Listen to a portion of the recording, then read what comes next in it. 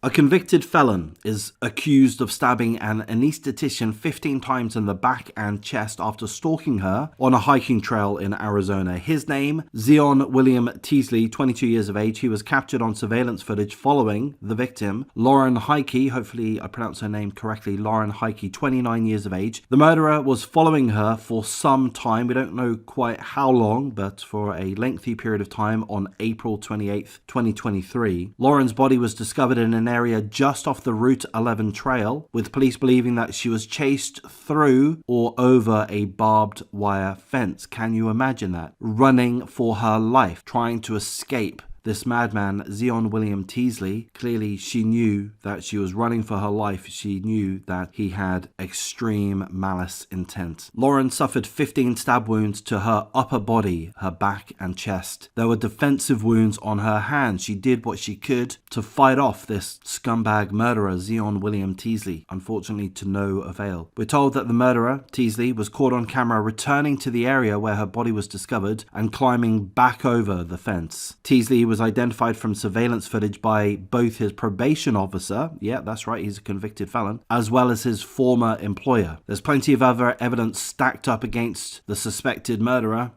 basically the murderer. Phone data placed Teasley in the same area as Lauren before her death. They were moving in the same direction as the footage, with the phone data, which does raise a little bit of an alarm for me. Does phone data know every single step that we make? But, I don't want to stray too far. Teasley's employer also confirmed that he had seen Teasley carry a pocket knife, and it is believed that the murder weapon is a pocket knife. From my understanding of the article that I've read through, it seems that perhaps, but not definitely, but perhaps the police have not yet recovered the murder weapon, the pocket knife or other weapon. Again, even more evidence has been found stacked up against Zion William Teasley. His DNA was found on a shoe that Lauren discarded as she attempted to scale the barbed wire fence, and police were able to identify or relate that DNA evidence to Teasley because of a sample in their system from a prior felony conviction of Teasley. So again, a couple of aspects of Big Brother going on. They're able to track our phones and see not only where we go, but what time, and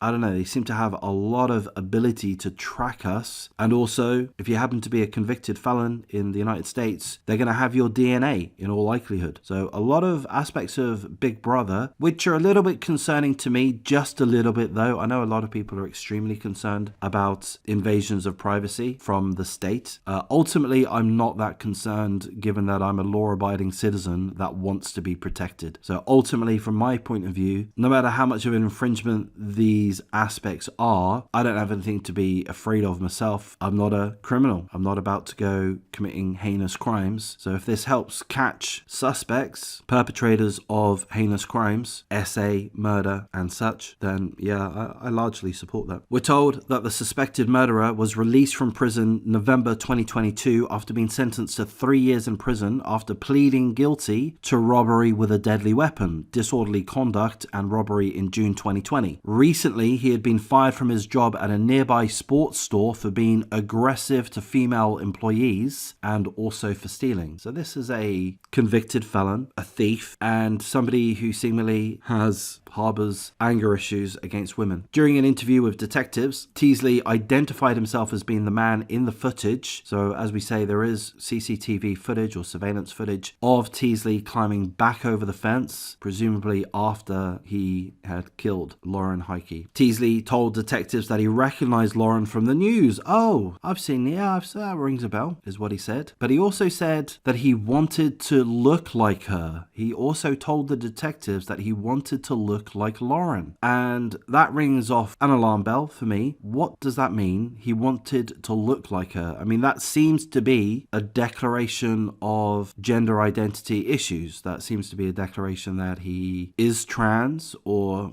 has trans fantasies or such. I think that's an important point, which ought to be clarified in the discussion of this topic. That subject shouldn't be overlooked, in my opinion. The question that I would have is how much of an aspect would those gender identity issues bear in regards to his criminal and violent behavior? Maybe it has no bearing at all. Maybe it's just complete coincidence. But maybe it does have a bearing. And I would think that it would be important to discuss that subject object openly and honestly. Of course, many people disagree with open and honest discussion. Everyone wants to claim bigotry at the mention of certain topics. Many people want to claim offense at the mention of certain topics, but I'm much more inclined to allow people to explore thoughts, theories, concepts, discuss them in a mature, scientific way. Maybe not even just scientific, we can express our opinions. People have religious beliefs, whatever. I'm going on too much of a tangent here, but so I'll wrap up that point. I do think that it is important to look at what gender identity issues this scumbag murderer faced. Audrey Hale, transgender. The Uvalde school shooter, transgender. Am I wrong for mentioning these things? No, I'm not wrong for stating facts. Those facts are, there's been a few trans killings, haven't there? I mean, sure, probably comparatively speaking, it's still a very low percentage, no doubt, but it seems to be an increasing number in regards to trans people being involved in murders and mass murders.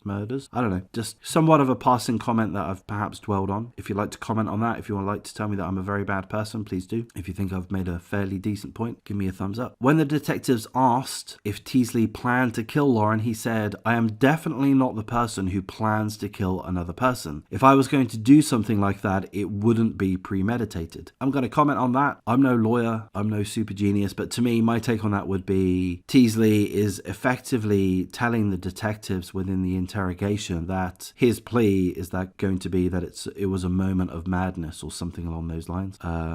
He's basically saying to the detectives, hey guys, once you get all of the evidence that you require to convict me of being the person that had murdered the victim, Lauren Heike, then that's fine. You're going to get that evidence, I'm quite sure, but I'm going to tell you that it was a spur of the moment thing, that it was not premeditated. That's going to be his defense argument. I'll tell you that now. So as we said, he was on probation. He's a convicted felon, and he's been charged with breaching his probation. He's been given a $1 million bond in regards to breaching his probation. But I'm going to say more importantly, he's facing a count of first-degree murder, and if he is found guilty, he will be facing the death penalty. So I'm going to applaud Arizona. Hopefully I remember that Arizona does have the death penalty. I think that's the right direction. I don't think scum needs to be on the earth. I think that if somebody transgresses to the extent that they cause severe SA or murder or severe physical harm to somebody, yeah, give them the death penalty. You don't need scumbags like that on the planet, in my opinion. And the taxpayer doesn't need to fund these people for the rest of their lives in incarceration. Having said that, I will note that those people on death row do actually cost more money for the taxpayers, given that they have additional security, they have the option for multiple appeals, and this kind of thing. So it does end up being even more expensive, or certainly an expensive process to house those on death row. So it's not quite the quick and easy solution that I would like if it were up to me. Once they've gone through a trial, if they've been found guilty, I'd pass them a shovel, tell them to dig a ditch, take a nap,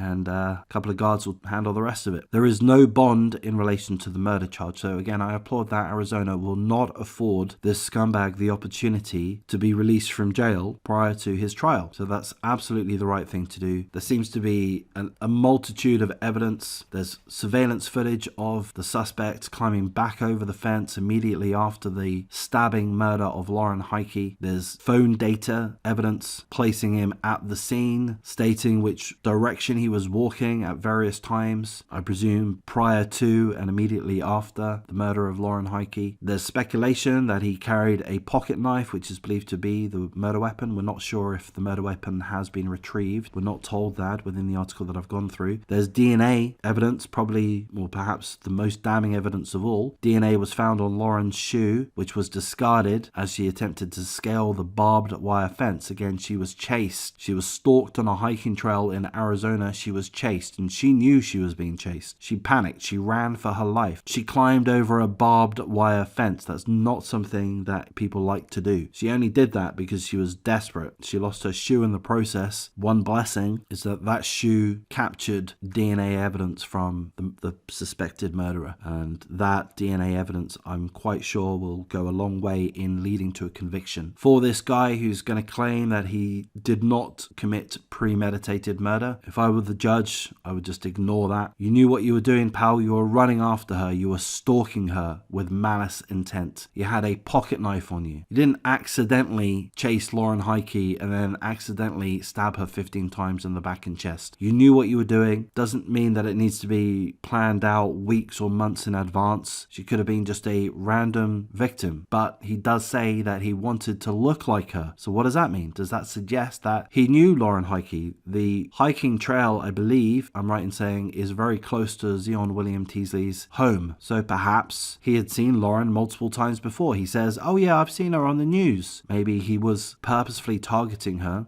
was aware of her prior to the day of her death, April 28th. But I've got a feeling that this is going to be an open and shut case. The prosecution are going to have more than enough more than enough evidence to convict. And again, I applaud the fact that Arizona has the death penalty. So I'm going to wrap things up at this point. Of course, full condolences to the family and friends of the victim, Lauren Heike. Again, I hope I pronounce her name correctly. Apologies if I'm not. Her life taken away from her at the age of 29 for no good reason. There she was, minding her own business, enjoying her day, going for a hike, a bit of exercise in Arizona, probably the sun, and killed in a horrendous way, scared for her life, tried to defend herself, defensive wounds on her hands and arms. Sorry, on her hands at least. She tried to defend herself against this madman, suspected madman, who is believed to have stabbed her with a pocket knife after having chased her. So scared she runs over a barbed wire fence. So we can say a short prayer for Lauren Heike if we're that way inclined. Certainly it's good to have these moments of reflection to show a little bit of respect. So I'm going to wrap things up. If you appreciate the coverage, please do like, comment, subscribe, share the video as you see fit. Consider joining my memberships. I've got a long way to go to get to my target. I would like to get